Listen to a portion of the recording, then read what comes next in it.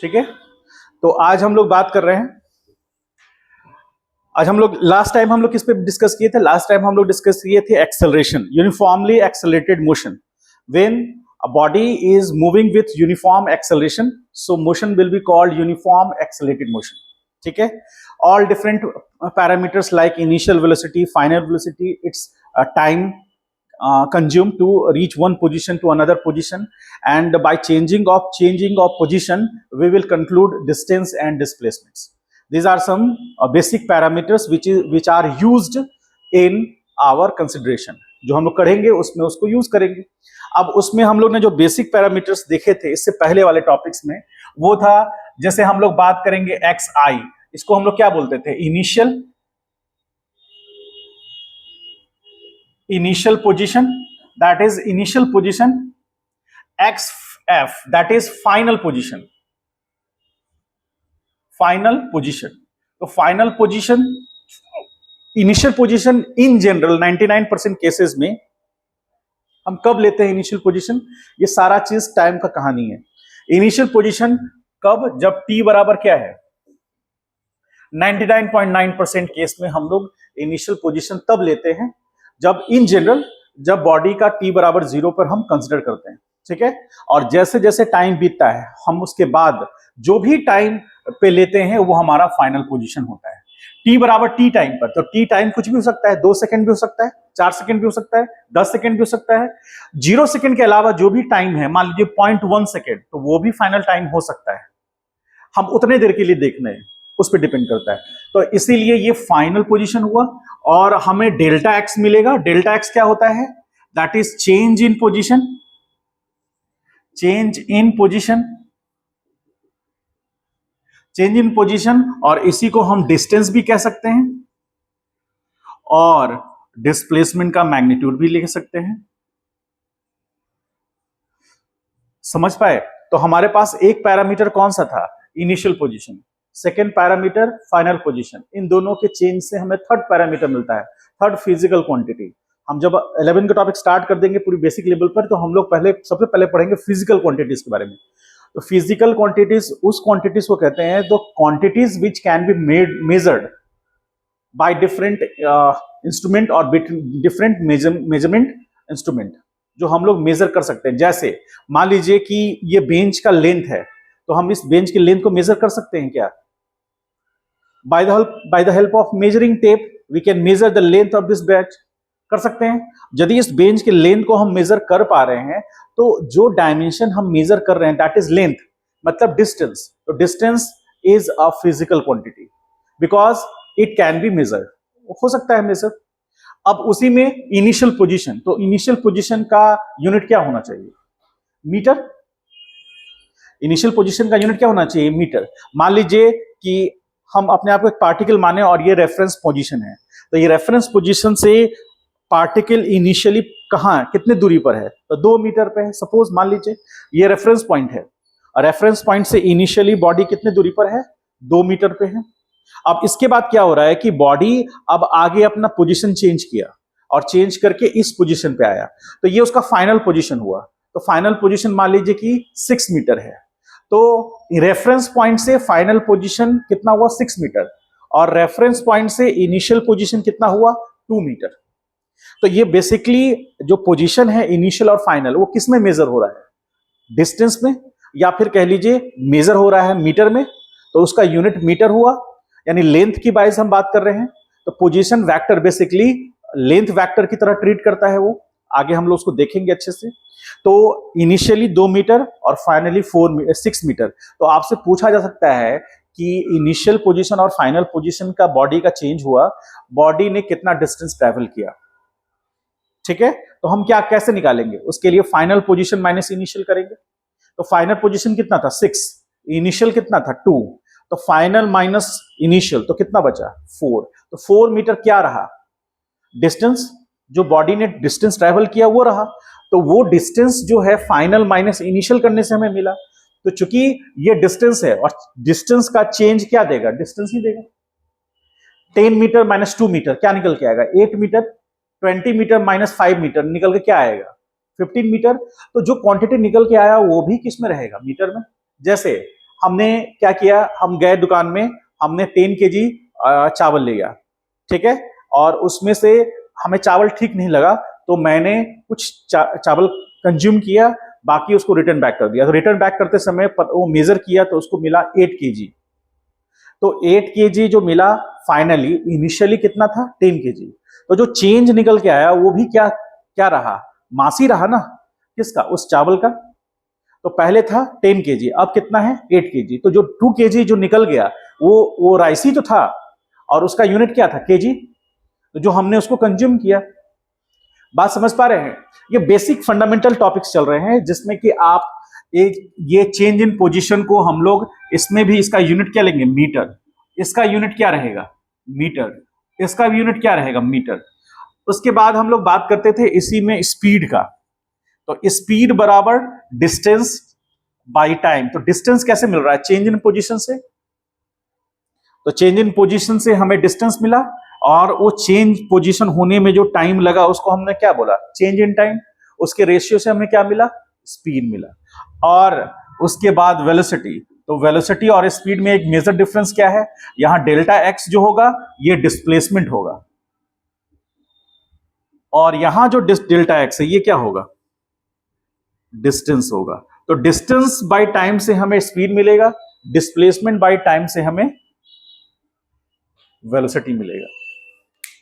और लास्ट कहानी, इसी से आगे बढ़ेंगे, delta we that is change in velocity. Change in velocity, और चेंज इन वेलोसिटी से हमें क्या मिलेगा, बोलिए। हाँ, डेल्टा टी, यानी कि वेलोसिटी में जब चेंज आएगा तो हमें एक्सेलरेशन मिलेगा। अब हम लोग आगे बढ़ रहे हैं। अब हमारा जो अगला टॉपिक है ये हम लोगों ने पहले देख रखा है, ये सारा चीज हम लोगों ने डिस्कस किया है, वीडियोस हैं, आप उसको वॉच कीजिए। यदि कंफ्यूजन लगे तो पूछिए, सारे वीडियोस अपलोडेड हैं, आप जाएंगे बेसिक लेवल में तो आपको मिल जाएगा। अब हम लोग आगे बढ़ते हैं। आज का जो हमारा टॉपिक है दैट इज फोर्स। बहुत ही इंपॉर्टेंट टॉपिक है ये, फिजिक्स में आगे यूज होगा, बहुत बार होगा। पूरा 11th और 12th का सबसे इंपॉर्टेंट टॉपिक्स में से एक है, ठीक है। फोर्स को बहुत अच्छे से समझना है। अभी हम लोग इसको बहुत क्या कहे, मतलब बहुत हाई लेवल पे नहीं समझेंगे, अभी बेसिक लेवल पे ही समझेंगे। हाई लेवल पे समझने के लिए कुछ इसमें मैथमेटिकल टूल हमको ऐड करना पड़ेगा, और उसमें से एक मैथमेटिकल टूल का नाम है वेक्टर। फोर्स कैसा क्वांटिटी है, वेक्टर है। क्यों वेक्टर है, जैसे मैंने पहले भी डिस्कस किया है, फिर से डिस्कस करते हैं। जैसे मान लीजिए 3 kg प्लस 4 kg कितना होगा, 3 kg प्लस 4 kg। मान लीजिए हम लेते हैं इस तरह से 3 kg राइस और प्लस 4 kg राइस, दोनों को ऐड करेंगे तो 7 kg राइस होगा, होगा या नहीं होगा, होगा, ठीक है। अब मान लीजिए हम 2 लीटर मिल्क लेते हैं और प्लस 3 लीटर मिल्क लेते हैं, तो ऑब्वियसली कितना होगा, 5 लीटर मिल्क होगा, होगा ना। तो यहां पर क्या हो रहा है, डायरेक्टली फिजिकल क्वांटिटीज ऐड हो रहे हैं, ठीक है, इसमें कोई इश्यू नहीं है। हम अपने डे टू डे लाइफ में देखते भी हैं, इसको यूज भी किया है हमने, हम इसको आराम से जानते हैं कि 2 लीटर दूध लेंगे और उसमें हम 3 लीटर दूध मिला देंगे तो टोटल जो क्वांटिटी बनेगा वो 5 लीटर होगा, ठीक है। यदि 2 kg चावल लेते हैं उसमें 3 kg चावल मिला देते हैं तो 5 kg चावल होगा, ये तय है, ये हम लोग देखे हैं डे टू डे लाइफ में। तो मेरा अगला सवाल ये है, इसके साथ ही अगला सवाल ये है कि यदि हम ऐसा करें 3 newton force plus 4 newton force, तो it must be 7 newton force. तो 7 न्यूटन फोर्स जो होगा मे बी और मे नॉट बी, मतलब हो भी सकता है और नहीं भी हो सकता है। मतलब 3 न्यूटन फोर्स को हम 4 न्यूटन फोर्स के साथ ऐड करेंगे तो it can be 7 newton force, but it can not be 7 newton force. It depends on the situation and the direction of force. चूंकि यहां पर ये दोनों स्केलर क्वांटिटीज थे, ये वेक्टर क्वांटिटी है। अब क्यों किसी क्वांटिटी को हम वेक्टर कह रहे हैं, वो इस बात पर डिपेंड करता है कि जैसे मान लीजिए मैंने एग्जांपल लिया था, मेरा एक फ्रेंड है, उसने फ्रेंड ए है, उसने मेरे इस हाथ को 4 न्यूटन से खींचा, ठीक है, और एक दूसरा फ्रेंड है बी, उसने भी इस हाथ को मेरे इस हाथ को 3 न्यूटन से खींचा, तो दोनों एक ही डायरेक्शन में है, तो दोनों 4 + 3 ऐड होकर कितने हो गए 7। तो जब 7 न्यूटन फोर्स हुआ, उसमें खासियत क्या थी? खासियत ये थी कि दोनों फोर्सेस का डायरेक्शन क्या था? फ्रेंड ए ने खींचा 4 न्यूटन से इधर, और फ्रेंड बी ने भी 3 न्यूटन से उसी डायरेक्शन में खींचा, तो 7 न्यूटन का मेरे बॉडी पर फोर्स लगा और हम 7 न्यूटन से इधर डिस्प्लेस हो गए, ठीक है। अब सेकेंड वाले फ्रेंड ने इसका डायरेक्शन चेंज कर दिया, अब वो इस डायरेक्शन में आ गया, तो अब ये फ्रेंड ए जो है वो नेगेटिव एक्स में खींच रहा है, फ्रेंड बी जो है वो पॉजिटिव एक्स में खींच रहा है। इसका मैग्नीट्यूड 4 न्यूटन है, इसका मैग्नीट्यूड 3 न्यूटन है। तो क्या अब मेरा बॉडी किधर जाएगा? इधर जाएगा। तो क्या पहले जितना 7 न्यूटन से जा रहा था उसी फोर्स से जाएगा या कम हो जाएगा? कम हो जाएगा।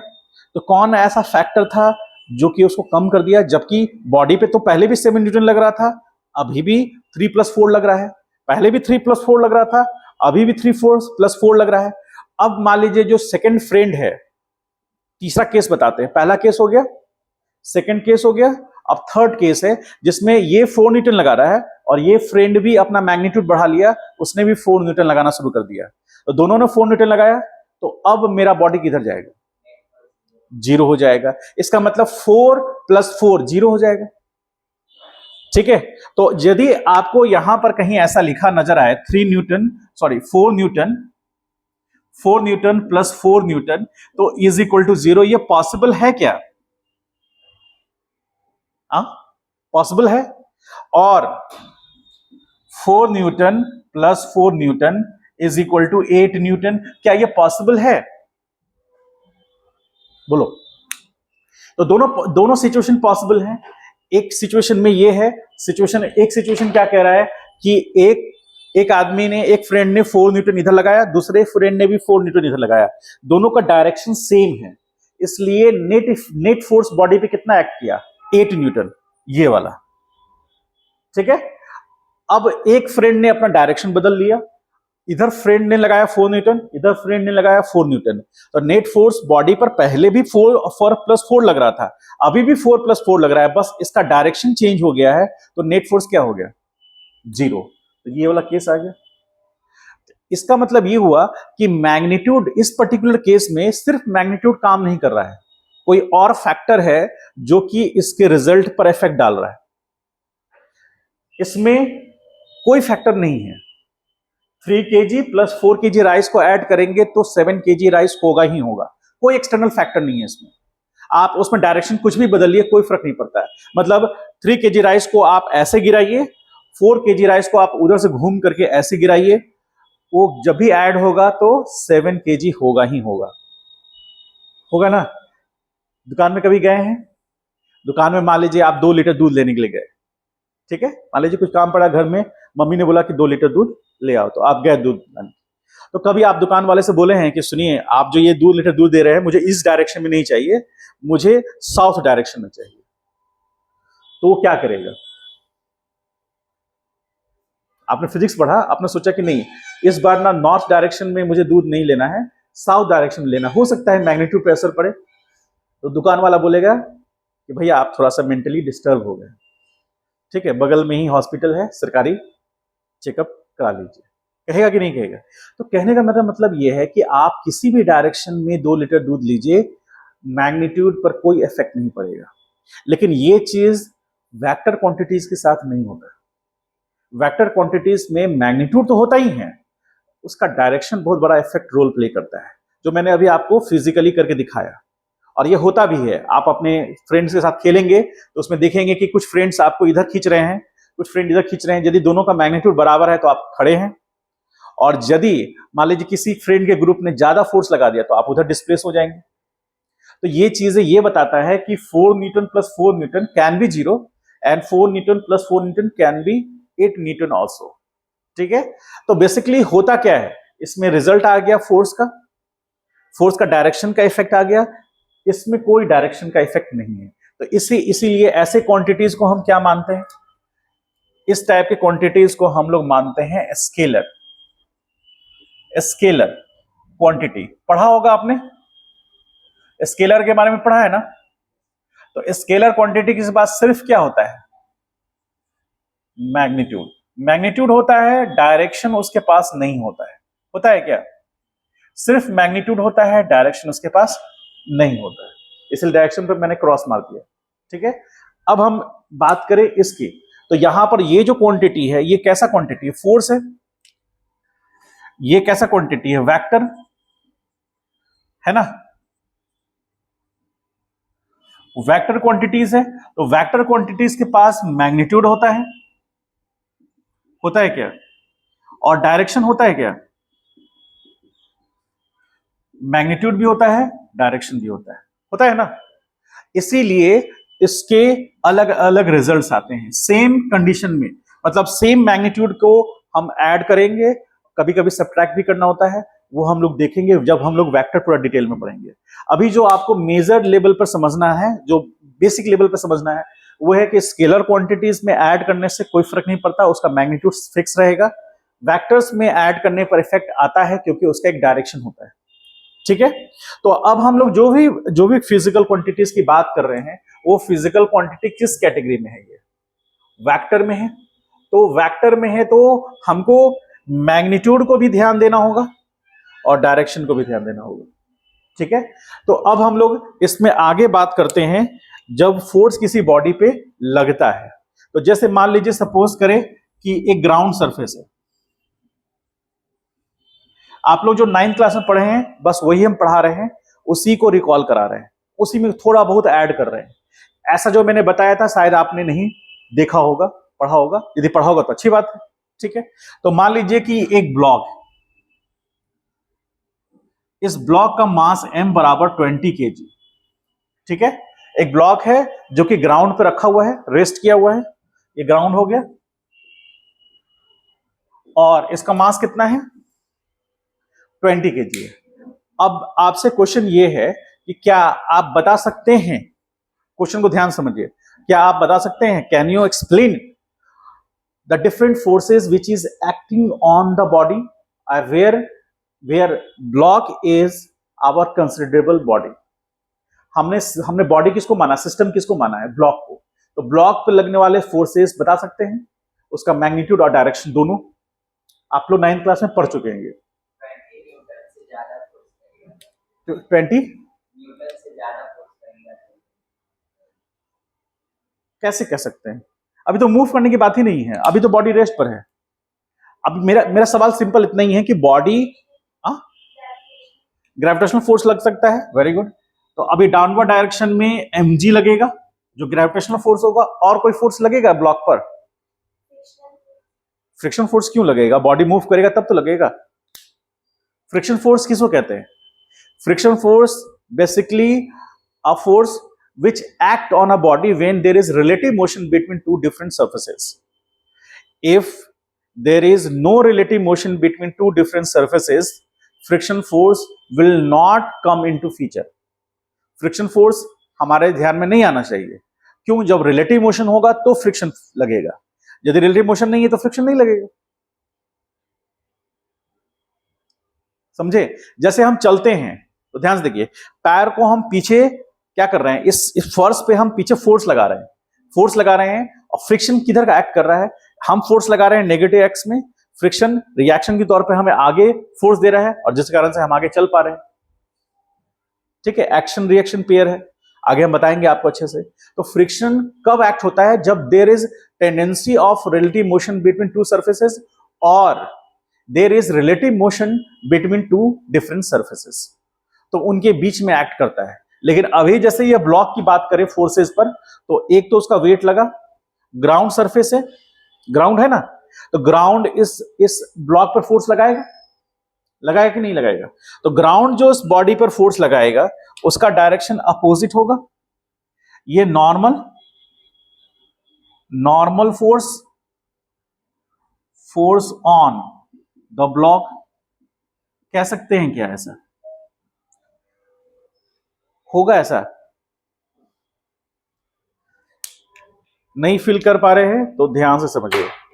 जैसे देखिए, मान लीजिए कि ये ग्राउंड सरफेस है, ठीक है, ग्राउंड सरफेस है, और इस पर एक ब्लॉक ऐसे रखा हुआ है, होल्ड किया हुआ है। तो आपका हाथ फोर्स एक्सपीरियंस करेगा ना कि नहीं करेगा? करेगा, क्योंकि ये ब्लॉक यदि हाथ न होता तो ये ब्लॉक नीचे चला जाता। तो नीचे क्यों जाता? ग्रेविटेशनल फोर्स के कारण। वो तो एक्ट कर ही रहा है। ग्रेविटेशनल फोर्स, बॉडी कहीं भी रहेगा, यदि ग्रेविटेशनल फोर्स फील्ड में रहेगा तो वो उस पर फोर्स लगेगा। तो इस ब्लॉक पे मास जो है इसका, और उसके थ्रू जी, m इंटू जी फोर्स इस पे लग रहा है नीचे की तरफ। और चूंकि ये हाथ है, इसको सपोर्ट दिए हुए है ताकि ये नीचे ना जाए। इसका मतलब ये हाथ ने ऊपर की तरफ फोर्स लगाया है इस ब्लॉक पर। हमारा अभी बॉडी या सिस्टम कौन सा है? ये ब्लॉक। तो ब्लॉक पे लगने वाले फोर्सेस देख रहे हैं। एक तो नीचे लगा mg जो कि ग्रेविटेशनल फोर्स है, और एक ये जो ग्राउंड है उसने इस पे लगाया ऊपर की तरफ। क्यों? क्योंकि जैसे देखिए यहां पर अभी ये ब्लॉक जो है यहां होल्ड किया हुआ है। क्यों? क्योंकि इसका वेट नीचे लग रहा है, और इस लकड़ी के ये जो रैक है, इस रैक ने इसको सपोर्ट दिया है। और यदि इसको हम आगे लेंगे तो यहां छोड़ेंगे तो ये गिर जाएगा।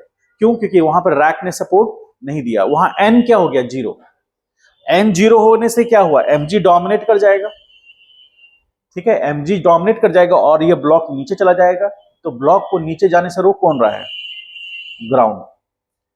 समझ पाए? इसीलिए इस ब्लॉक पर दो तरह के फोर्सेस लगेंगे। एक लगेगा ग्रेविटेशनल फोर्स और एक लगेगा नॉर्मल फोर्स। तो अभी हम लोग बात करते हैं, ये ग्रेविटेशनल फोर्स हो गया, ग्रेविटेशनल फोर्स, और ये हो गया नॉर्मल फोर्स। समझ पाए इस बात को? तो यदि आपसे क्वेश्चन पूछ रहा है कि find the different forces which is acting on the block, तो आपको वो फोर्सेस दिखाने होंगे। एक तो mg लग रहा है और एक ग्राउंड इस ब्लॉक पे लगा रहा है। यदि ग्राउंड नहीं होगा तो ये नहीं लगेगा, लेकिन ग्राउंड नहीं रहेगा तो ये लगेगा। समझ गए? मतलब टेबल पर कोई ऑब्जेक्ट रखा हुआ है तो उस पर ग्रेविटेशनल फोर्स तो लगेगा ही, और ये वो टेबल पर रखा हुआ है तो टेबल नॉर्मल लगाएगा। मान लीजिए टेबल वहां नहीं है तो ग्रेविटेशनल फोर्स तो लगेगा ही, वो उसके नीचे जब तक उसको फोर्स लगेगा जिस कारण से ब्लॉक नीचे जाएगा। बॉडी जब तक नीचे जाके ग्राउंड को रेस्ट नहीं करता है तब तक वो रुकेगा नहीं। जैसे ये पेन को हम छोड़े तो ये पेन कहां जाके गिरेगा? ग्राउंड सरफेस पर, जहां से उसको नॉर्मल मिलेगा। जब तक इसको नॉर्मल नहीं मिलेगा, यानी कि नेगेटिव वाई में फोर्स लग रहा है, लेकिन पॉजिटिव वाई में जब तक फोर्स नहीं लगेगा तब तक ये नहीं रुकेगा। ठीक है, जैसे मेरे इस हाथ पर 10 न्यूटन का फोर्स लग रहा है, इधर कोई फोर्स ही नहीं लग रहा है तो हम तो इधर मूव करेंगे, और इधर भी फोर्स लगेगा 10 न्यूटन का तो हम रुक जाएंगे। होगा ऐसा? तो जैसे ये नीचे जा रहा है क्योंकि ग्रेविटेशनल फोर्स नीचे लग रहा है, जैसे नॉर्मल कोई लगने वाला फोर्स आएगा तो ये रुकेगा, अदरवाइज नहीं रुकेगा। समझ पाए इस बात को? इसको राइट डाउन कीजिए, पूरा कंप्लीट कीजिए। ओवरऑल एक मैप बना दिए हैं, उसको देख लीजिए।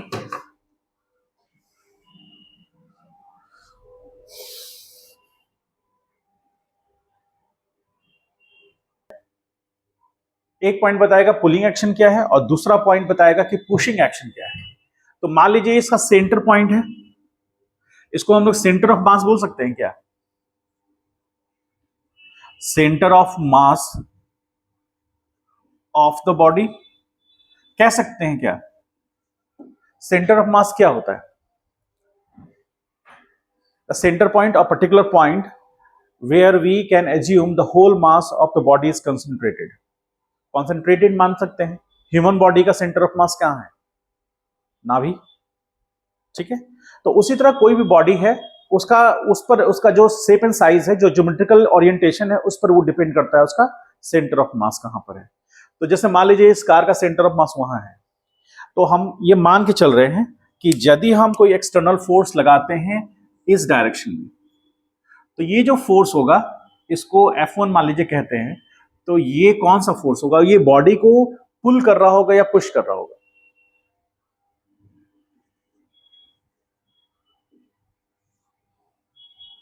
कुछ समझ पा रहे हैं? और यदि यहां पर एक फोर्स ऐसे लगा, इसको हम लोग बोलेंगे F2। बोलिए सही बात या नहीं?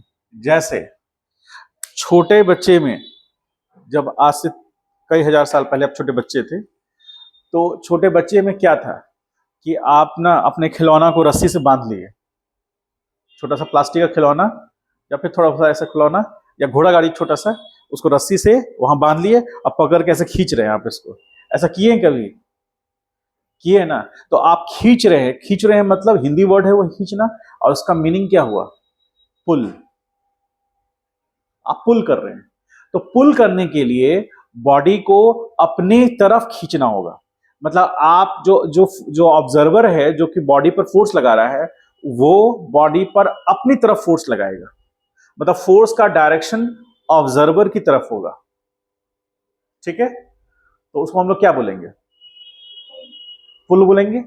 और यदि फोर्स का डायरेक्शन ऑब्जर्वर से दूर होगा तो उसको हम पुश बोलेंगे। जैसे मान लीजिए एक बड़ा अलमीरा है, ठीक है, या फिर कह लीजिए कि वो छोटा जो होता है, जो बच्चे का एक ट्रॉली नहीं होता है जिसमें बच्चा बैठा होता है और उसकी माँ चाहे कोई कोई और लोग उसको ऐसे घुमा रहे होते हैं पार्क में, ठीक है। तो वो ट्रॉली वाला जो होता है उसमें देख रहे हैं जो लेडी बच्चे को आगे ऐसे घुमा रही है, वो बेसिकली उस ट्रॉली पर फोर्स लगा रही है, और वो फोर्स का डायरेक्शन किधर है? उस लेडी के मतलब बॉडी से अवे है। तो वो बेसिकली क्या कर रहा है? पुश कर रहा है। और यदि मान लीजिए कोई आदमी उसको खींचना चाहेगा, कई बार ऐसा होता है कि उस ट्रॉली को ऐसे खींचना चाहेगा, तो वो अपनी तरफ खींच रहा है। इट मीन्स अपनी तरफ उसका फोर्स का डायरेक्शन है। तो ऑब्जर्वर की तरफ फोर्स का डायरेक्शन हो गया तो वो पुल हो गया। ऑब्जर्वर से अवे यदि फोर्स का डायरेक्शन हुआ तो वो हो गया पुश। तो यदि ऑब्जर्वर यहां है, मेरा कहना है कि ऑब्जर्वर यहां है, सपोज वो फोर्स लगा रहा है किसी बॉडी पर, तो ऑब्जर्वर इस डायरेक्शन में है, तो यहां लिखेंगे कि कह सकते हैं ना कि force is acting towards the observer.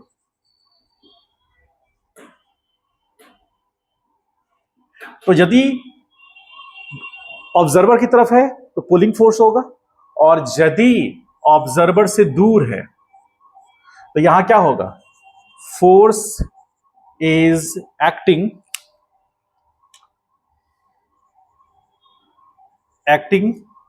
Away from the observer. ठीक है? तो इस दोनों ही केस में क्या हम देख रहे हैं? दोनों में डिफरेंस क्या आ रहा है? एक है कि ऑब्जर्वर की तरफ लग रहा है फोर्स, ऑब्जर्वर ने अपनी तरफ फोर्स लगाया, तो बेसिकली वो पुलिंग एक्शन हुआ। और जब ऑब्जर्वर अपने से दूर फोर्स लगाएगा तो वो क्या हो जाएगा? पुशिंग एक्शन हो जाएगा। तो पुलिंग और पुशिंग एक्शन, तो हम लोग फोर्स को कैसे डिफाइन कर रहे हैं? द पुलिंग और pushing action acting on the body और system which try to change the position of the body or actually change the position of the body। यदि पुलिंग और पुशिंग एक्शन जो बॉडी के position को या तो change कर देगा या उसकी पोजीशन को चेंज करने की कोशिश करेगा, इन दोनों ही केस में वो पुलिंग और पुशिंग एक्शन को हम क्या बोलेंगे? फोर्स बोलेंगे। और भी अलग डिफिनेशन है जो हम लोग को समझने के लिए है, जो हमारा अंडरस्टैंडिंग डेवलप करने के लिए वो ये बेस्ट है। बॉडी पे या तो पुलिंग लगेगा या तो पुशिंग एक्शन होगा। पुलिंग एक्शन या पुशिंग एक्शन जो बॉडी के स्टेट को चेंज करेगा। स्टेट को चेंज करना मतलब यदि रेस्ट पर तो मोशन में करेगा, मोशन में है तो रेस्ट पे करेगा। जैसे बाइक है, बाइक चलाए हो तो बाइक में क्या होता है, आप एक अच्छा स्पीड पकड़े हुए हैं, तो आपको उस बाइक का स्पीड को कम करना है क्योंकि आगे आपको रुकना है, तो आप क्या करेंगे? ब्रेक लगाएंगे। तो ब्रेक मतलब एक एक्सटर्नल फोर्स जो बॉडी के व्हील को स्पीड को कम करेगा, यानी उसके स्टेट को चेंज करेगा। यदि ये बॉडी मोशन में है तो रेस्ट में लाने की कोशिश करेगा, और यदि बॉडी रेस्ट में है तो उसको एक पर्टिकुलर मोशन प्रोवाइड करेगा या फिर इंक्रीज कराएगा उसके मोशन को। समझ गए? तो बेसिकली क्या करता है ये एक पुलिंग और पुशिंग एक्शन क्या कर रहा है? वो बॉडी के स्टेट के को चेंज करने की कोशिश कर रहा है, या कर भी दे रहा है या चेंज करने की कोशिश कर रहा है। जैसे एक हेवी अलमीरा है, हम उसको अपने से दूर पुश कर रहे हैं तो अलमीरा डिस्प्लेस नहीं हो पा रहा है। तो इसका मतलब ये हुआ कि अलमीरा का जो स्टेट है वो चेंज नहीं हुआ। हमने फोर्स तो लगाया, किस नेचर का? पुश, लेकिन वो बॉडी के स्टेट को चेंज नहीं कर पाया क्योंकि बॉडी का मास बहुत ज्यादा है। ठीक है? फ्रिक्शन के बारे में हम आगे डिस्कस करेंगे, लेकिन अभी फिलहाल ये कि बॉडी का मास बहुत ज्यादा है, हमारा जो पुशिंग एक्शन जो है वो सफिशिएंट नहीं है कि बॉडी के स्टेट को चेंज कर पाए। तो उस केस में हम कहेंगे कि which try to change the state of the body, वो चेंज कर नहीं पाया, कोशिश किया चेंज करने का, और मान लीजिए कि उसमें से कुछ अलमीरा में से हम सामान निकाल ले तो उसका मास कम हो जाएगा, और तब हम पुश लगाए उतना ही अमाउंट का फोर्स लगाएंगे तो वो डिस्प्लेस कर सकता है। तो बेसिकली मास भी एक इंपॉर्टेंट फैक्टर है हमारे पुलिंग एंड पुशिंग एक्शन को प्रमोट करने का, उसके बारे में भी हम लोग डिस्कस करेंगे। फिलहाल हमको जो समझना है कि pulling and pushing action which is acting on a body which try to change and और change the state of the body, तो वो पुलिंग और पुशिंग एक्शन को हम क्या बोलेंगे, फोर्स पुलिंग, और ये एक्सटर्नल होगा। ठीक है, इसको ड्रॉ कर लीजिए, एक लाइन लिखा देते हैं फोर्स का, फिर हम लोग अगले क्लास में इसको और कंटिन्यू करेंगे। इसको ड्रॉ कर लीजिए डायग्राम की तरह, ताकि आपको दिक्कत ना हो।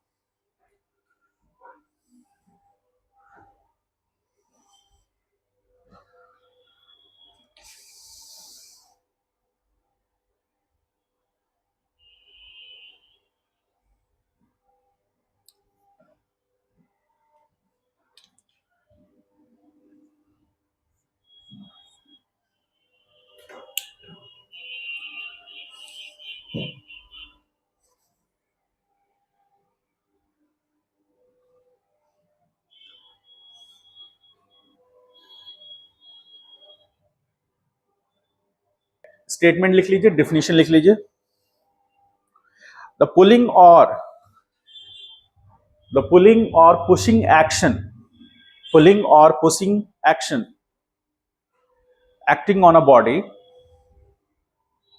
pulling or pushing action acting on a body which either change the state, or which either change of state or change or trying to change the state or trying to change the state of the body, trying to change the state of the body,